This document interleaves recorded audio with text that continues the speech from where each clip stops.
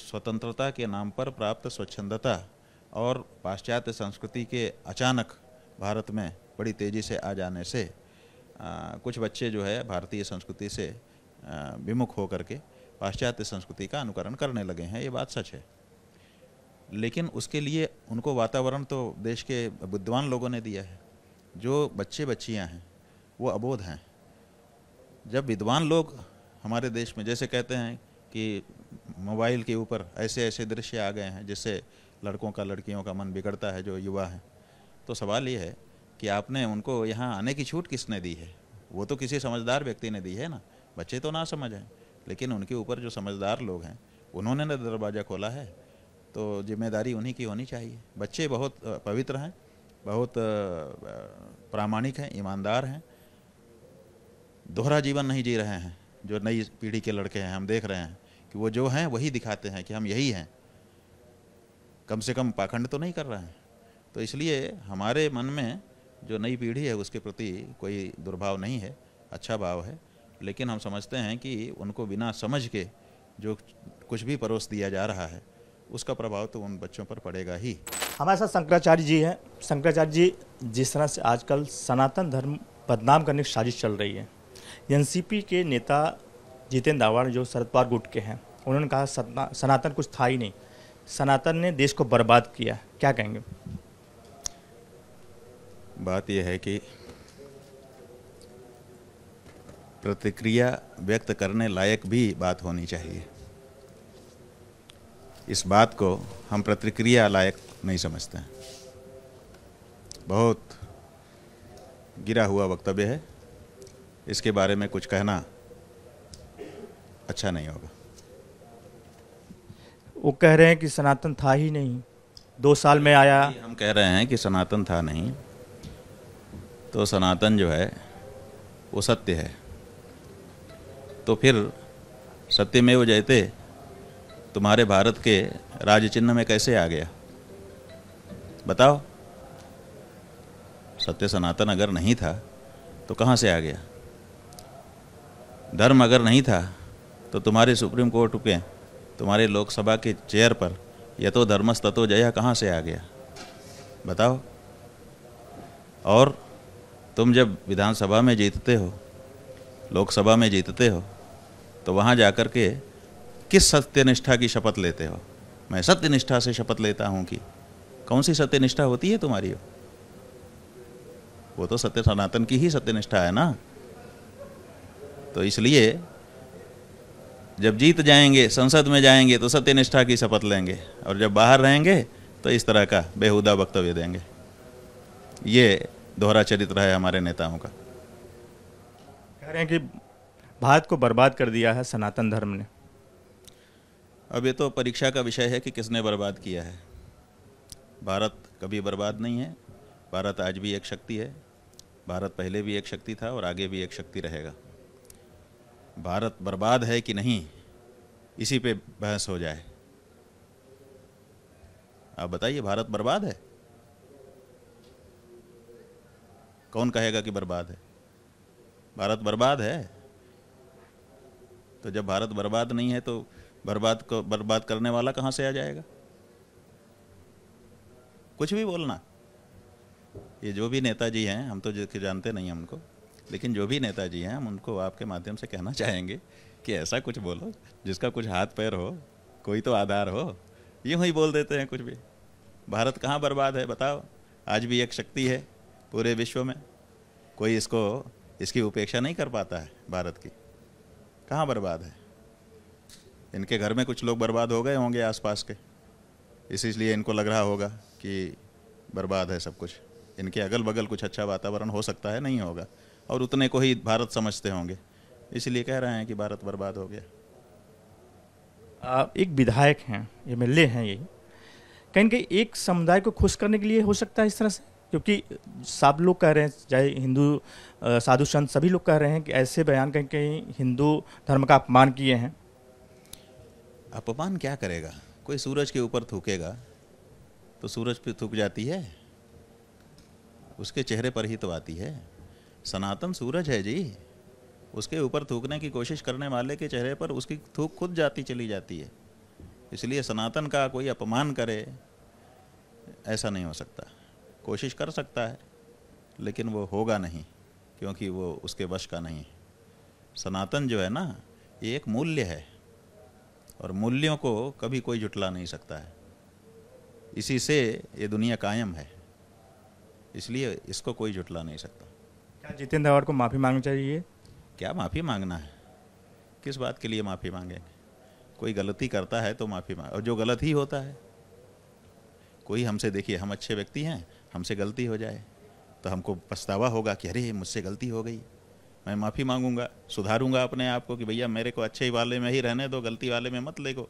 और जो पहले से ही आकंठ निमग्न हो उसको क्या माफ़ी मांगना है? तो ये ऐसे लोगों की उपेक्षा करनी चाहिए, क्योंकि इनकी बात में कोई दम नहीं। शंकराचार्य जी, जो अभिनेता कमल हसन भी कहा है कि सनातन धर्म जो है जंजीरों में बांध कर रखा है, उन्होंने भी अपमान किया है। एक बड़े अभिनेता हैं कमल हसन। देखिए बात यह है कि जंजीरों में बांध के रखना, कमल हासन का जो शरीर है ना, उसी के पुर्जे अगर ढीले कर दिए जाएं तो कुछ नहीं कर पाएंगे। अगर उनकी गाड़ी के पुर्जे ढीले कर दिए जाएं तो वो एक जगह से दूसरी जगह जा नहीं पाएंगे। ये दुनिया ही कसी हुई है, बंधी हुई है, और इसका कसाव ही इसकी ताकत है, शक्ति है। इसलिए बंधन सब जगह खराब नहीं होता है। अनुशासन, आप मिलिट्री में चले जाइए, भारत की अनुशासन है। अब कुछ कोई बाहरी व्यक्ति जाके बैठे, अरे इतना इतना ये तो बंधन है जी, तो बंधन के कारण ही तो लड़ पा रही है, उसी से तो सीमा सुरक्षित है। अगर बंधन ना होता तो क्या लड़ती हो? तुम्हारे राजनीति वाले की तरह से हुआ हुआ हुआ हल्ला हल्ला हल्ला, ऐसे नहीं होता है। जब कुछ अच्छा करना होता है तो उसके लिए अनुशासन होता ही है, और अनुशासन को बंधन मानना ये दुर्भाग्य है। इसलिए जो धर्म का अनुशासन है वो बेहतरी के लिए है, वो पतन के लिए नहीं है, पतन से बचाने वाला है। ऐसे लोग आखिर क्यों बयान और सनातन को क्यों टारगेट करते हैं? उनकी राजनीतिक अपनी समझ है, और राजनीतिक ज़रूरत भी कभी कभी होती है। ऐसा होता है कि अमुक पार्टी अमुक का वोट ले गई, अब हम क्या करें? तो अब हम उसके विरुद्ध बोलें ताकि जो बचे हैं उनका वोट तो कम से कम हमको मिल जाए। तो ऐसे ही कोई पार्टी जो सनातन धर्म का पालन करने वाले लोगों का वोट ले जा रही होगी उनके क्षेत्र में, अब वो सोच रहे हैं कि सनातन धर्म का वोट तो इनको जा रहा है, हमको मिलना नहीं है, तो हम जो छूट गए हैं अब कम से कम उन्हीं का, इनकी निंदा करके उन्हीं का वोट ले लें कि ये तो हमारे पक्ष का है। तो फिर वो इस तरह से शब्दावली बोलने लगते हैं ताकि बचे कुचे वो जो वोट हैं वो हमारे हो जाएं। अरे ऐसे लोगों को क्या कहा जाएगा जी? कहा उसको जाता है जिसका कोई तात्पर्य हो। कमल हासन जो है वो अभिनेता हैं, अभिनय के क्षेत्र में उनका कोई जोड़ नहीं है। जो उनका क्षेत्र है ना उसमें शीर्ष पर विराजमान है, और जो राजनीति में आने की कोशिश कर रहे हैं, पहले उन्होंने अपनी पार्टी बनानी चाहिए, फिर वो उतना सफल नहीं हो पाए, फिर अब ये इस तरह की बातें कर रहे हैं, इससे सोच रहे हैं कि सफल हो जाएंगे। आपका एक क्षेत्र होता है, आपको उसी क्षेत्र में ऊंचाई पर रहना चाहिए। आप दूसरे क्षेत्र में जाना चाहते हैं, सब रामा राव नहीं हो जाएंगे, सब जयललिता नहीं हो जाएंगे कि अभिनय करते करते आए और मुख्यमंत्री बन के बैठ गए। तो अब ये लोग सोचते हैं कि हम अभिनय कर रहे थे, अब आकर के हम मुख्यमंत्री बन के पूरा प्रदेश चलाने लग जाएं, तो सब लोग सफल हो जाएंगे, ऐसा नहीं है। कमल हासन अपने अभिनय के क्षेत्र में बहुत ऊंचाई प्राप्त कर चुके, और वहाँ पर उनका लोग अभिनंदन करते हैं उनके अभिनय के लिए। लेकिन राजनीति में अभी वैसा कोई परिपक्व व्यवहार उनके द्वारा किया गया हो, ऐसा हमारी जानकारी में नहीं है। कोई लिव इन रिलेशनशिप में रहता है तो वहाँ क्या शुद्धता होती है, क्या अशुद्धता होती है, इस बारे में हमारा ज़्यादा अनुभव नहीं है, और जिस बारे में अनुभव ना हो उसमें क्या बोले। नहीं, कामशास्त्र के बारे में भगवान शंकराचार्य जी से प्रश्न पूछा गया था उभय भारती के द्वारा, जब उनके पति मंडन मिश्र से उनका शास्त्रार्थ हो रहा था, तो शंकराचार्य जी ने कह दिया कि भाई हम बहुत पढ़े लिखे हैं लेकिन अनुभव नहीं है हमको इस तरह का, इसलिए हम इस बारे में अभी नहीं बोल पाएंगे। बाद में फिर बहुत लंबे समय तक दूसरे उपाय करके तब वो जवाब दे पाए। तो इसलिए इस बारे में जिसका अनुभव हो वो बोले, हम नहीं बोलने के लिए अधिकार रखते हैं क्योंकि हमारा ऐसा अनुभव नहीं। उन्होंने कहा कि 100 में से लगभग 3 या 4 लड़कियां पवित्र हैं। वो उनका अपना अनुभव है और वो बड़े महात्मा हैं, और काफ़ी जीवन उन्होंने समाज के लिए दिया है, अनुभवी हैं। तो वो जो बोल रहे हैं तो उनका अपना अनुभव होगा, हम उसमें कुछ नहीं बोल सकते क्योंकि हमारा अनुभव नहीं है इस तरह का। हम इस तरह के लोगों में ज़्यादा रहे भी नहीं हैं, कोई हमने सर्वे भी नहीं किया है, कुछ लोगों से चर्चा भी नहीं की है, कुछ इस तरह के ग्रंथ भी नहीं पढ़े हैं। तो हम कहाँ से बता दें कि क्या होता है क्या नहीं होता है और कितना प्रतिशत होता है, हम ये सब कुछ नहीं बता पाएंगे। लेकिन आज समाज जो देख रहे हैं, आप समाज देख रहे हैं तो कैसा देख रहे हैं? आज के जो कल्चर दिख रहा है युवाओं में, कैसा होना चाहिए युवाओं को? ऐसा है कि जो नैतिकता है वो हमारे देश में बहुत महत्वपूर्ण स्थान पहले से ही रखती रही है, क्योंकि ये धर्म प्राण देश था और धर्म में नैतिकता को महत्व दिया जाता है। तो चरित्र निर्माण के बारे में जोर दिया जाता रहा। अब क्या हुआ है कि जब से ये स्वतंत्रता आई है तो स्वच्छंदता आ गई है स्वतंत्रता के नाम पर। अब कोई किसी का कुछ भी अनुशासन मानना नहीं चाहता है और बच्चों को तो ये अच्छा ही लगता है कि उनके ऊपर कोई अनुशासन न करे। तो स्वतंत्रता के नाम पर प्राप्त स्वच्छंदता और पाश्चात्य संस्कृति के अचानक भारत में बड़ी तेज़ी से आ जाने से कुछ बच्चे जो है भारतीय संस्कृति से विमुख होकर के पाश्चात्य संस्कृति का अनुकरण करने लगे हैं, ये बात सच है। लेकिन उसके लिए उनको वातावरण तो देश के विद्वान लोगों ने दिया है। जो बच्चे बच्चियां हैं वो अबोध हैं। जब विद्वान लोग हमारे देश में जैसे कहते हैं कि मोबाइल के ऊपर ऐसे ऐसे दृश्य आ गए हैं जिससे लड़कों का लड़कियों का मन बिगड़ता है जो युवा हैं, तो सवाल ये है कि आपने उनको यहाँ आने की छूट किसने दी है? वो तो किसी समझदार व्यक्ति ने दी है ना। बच्चे तो ना समझ हैं, लेकिन उनके ऊपर जो समझदार लोग हैं उन्होंने ना दरवाज़ा खोला है, तो जिम्मेदारी उन्हीं की होनी चाहिए। बच्चे बहुत पवित्र हैं, बहुत प्रामाणिक हैं, ईमानदार हैं, दोहरा जीवन नहीं जी रहे हैं। जो नई पीढ़ी के लड़के हैं हम देख रहे हैं कि वो जो हैं वही दिखाते हैं कि हम यही हैं, कम से कम पाखंड तो नहीं कर रहे हैं। तो इसलिए हमारे मन में जो नई पीढ़ी है उसके प्रति कोई दुर्भाव नहीं है, अच्छा भाव है। लेकिन हम समझते हैं कि उनको बिना समझ के जो कुछ भी परोस दिया जा रहा है उसका प्रभाव तो उन बच्चों पर पड़ेगा ही। तो इसलिए अगर आपको ये ठीक नहीं लगता है तो आपको रेगुलेटर कोई बनाना चाहिए ताकि बच्चों के सामने वो चीज़ें ना जाएं जिससे उनके बिगड़ने की संभावना है। कहीं न कहीं पश्चिमी सभ्यता कहीं न कहीं भारत की सभ्यता पे ज़्यादा असर डाल रहा है? नहीं, असर नहीं डाल रही है। अब तो परिस्थिति ये हो रही है कि पश्चिमी सभ्यता ही यहाँ की सभ्यता बन रही है। भारतीय संस्कृति तो बहुत पीछे छूट गई। अब तो 100 में से 1-2 लोगों में दिखाई देती है।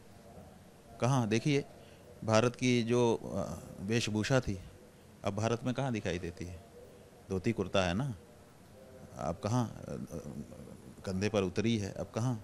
ये जो कॉलर है, जिस तरह का कॉलर आपकी शर्ट में बना है, ये भारत का नहीं है, ये ईसाइयों की तरफ से आया है। इसमें टाई लगा देते हैं तो क्रॉस बन जाता है, ये वहाँ का डिज़ाइन किया हुआ है।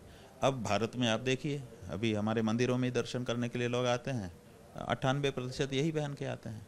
तो इसका मतलब है कि बहुत बड़ा प्रभाव पड़ चुका है भारतीय संस्कृति पर, भाषा पर। आप देखिए कहीं पर भी अंग्रेजी अपनाने के लिए लोग तैयार हैं। यहीं महाराष्ट्र में हम आए हैं और यहाँ पर बहस हमने सुनी। यहाँ के लोग जो बहस को जन्म दे रहे हैं वो लोग कह रहे हैं अंग्रेजी हमें स्वीकार है, हिंदी स्वीकार नहीं है।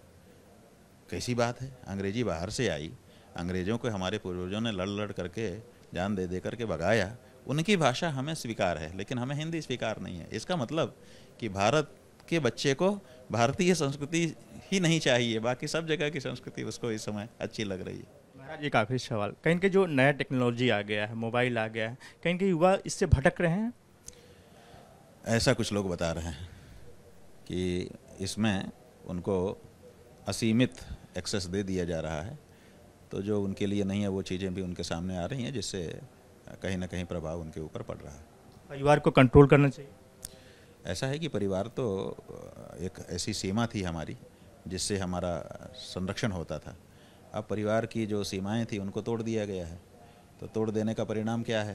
परिणाम ये है कि अब किसी को किसी का सहारा ही नहीं है। पहले परिवार किसी पर भी कोई समस्या आती थी तो दौड़ के एकजुट हो जाता था। अब परिवार की सीमा आपने तोड़ दी, बंधन लगने लगा। अब परिस्थिति ये है कि लोग आत्महत्या कर ले रहे हैं और 3 दिन तक पता ही नहीं चल रहा है लोगों को कि ये मर चुका है। जब दुर्गंध आने लगती है तो पड़ोसी आकर के खटखटाते हैं, जब कोई नहीं जवाब देता है तो पुलिस को फ़ोन होता है, तो पुलिस आके जब दरवाज़ा तोड़ती है तब पता चलता है। लोग अवसाद में चले जाते हैं, उनके साथ बात करने वाला नहीं है, पूछने वाला कोई नहीं है कि तुम क्या बात है, क्यों उदास हो, क्यों अलग अलग बैठ रहे हो, चलो आओ। और जब परिवार रहता था तो थोड़ा ही सा कोई बच्चा उदास हो तुरंत लोग उससे पूछताछ करके उसको ठीक ठाक कर देते थे। तो कहीं ना कहीं पर प्रभाव तो पड़ ही रहा है। हमसे बात करने के लिए शुक्रिया शंकराचार्य जी। कैमरा सैनिक सासत का शर्मा, रिपब्लिक भारत, मुंबई।